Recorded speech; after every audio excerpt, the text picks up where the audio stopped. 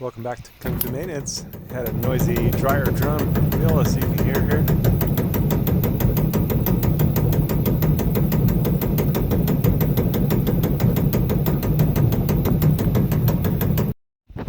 Luckily, I had the same style unit that I needed to replace and was able to salvage some of the parts from it. So, taking off, these are like a plastic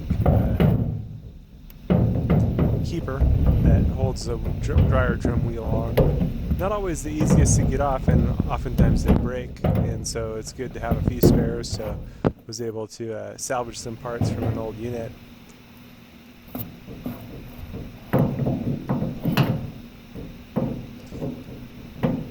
Which I always like to do when I can, as some things are not so readily available. These you can get online, and you can get at different places. Sometimes they're a little spendy, but it is what it is. That's why I like to salvage them. It makes life easier in the future. So. Drum a little from inside.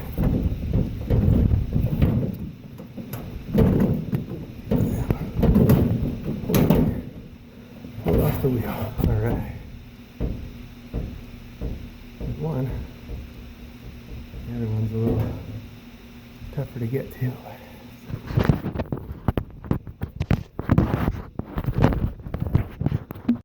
So I was able to salvage some of these. These have a second keeper in the back, and I was able to pull some of those off as well. One of them broke when I was pulling it off, but that's what it is. Pretty quickly, and I have one to change out, so I needed that wheel, and can actually do it without taking the whole wheel off. Now this has a special keeper back there on the pole, so that may be what broke on the other one. So I need to keep it. It's a good idea to wear gloves when you do this. It can spare you small, tiny cuts. And maybe on the other one, a little spot. Everything's sharp in there, so but also can make cleanup a lot easier when you're finished. You get a lot of grease and stuff on your hands, and a disposable glove can help spare that. So this one I recovered some of the keepers. I got 3 out of 4, so. Which was a good thing, because when I took off the one I needed to replace, the little keeper broke off.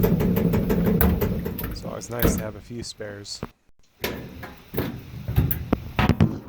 So you never want to force anything here. Just gently pulling this spring release arm down.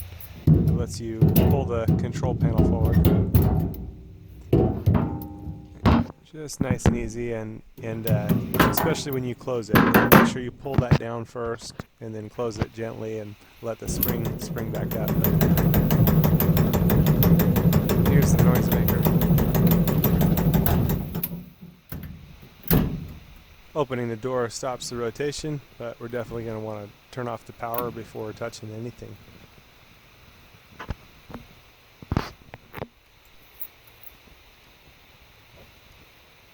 So you can either unplug the machine or turn off the breakers, and you'll want to verify the power is off.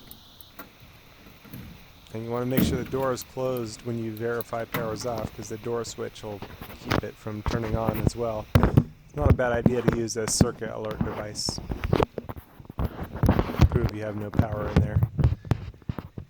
It's no fun, be crispy fried.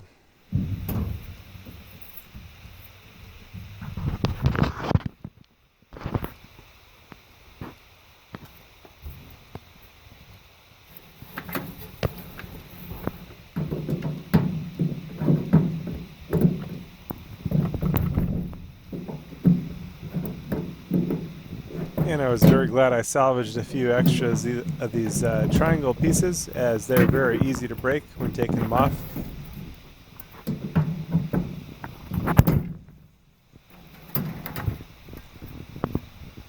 As you can see here. Sometimes it's hard to keep a keeper.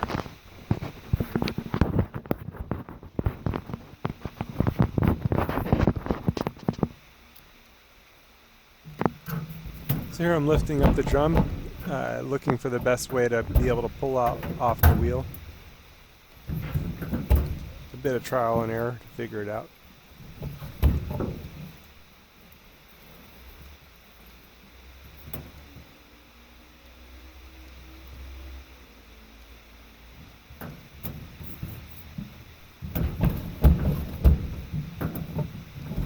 And there it is right there. Do be careful in there. Everything is sharp edges, so there's a lot that can cut you. And it's dirty.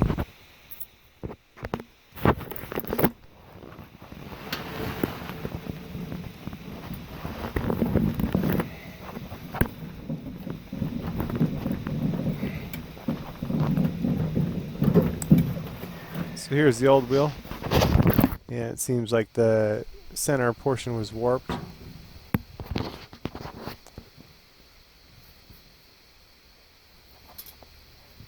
The back keeper was actually okay, just needed a bit of cleaning. Remove any hair or whatnot, anything that would hang it up. And then also want to verify that the back keeper is there. So this is a keeper in the back and then a keeper in the front.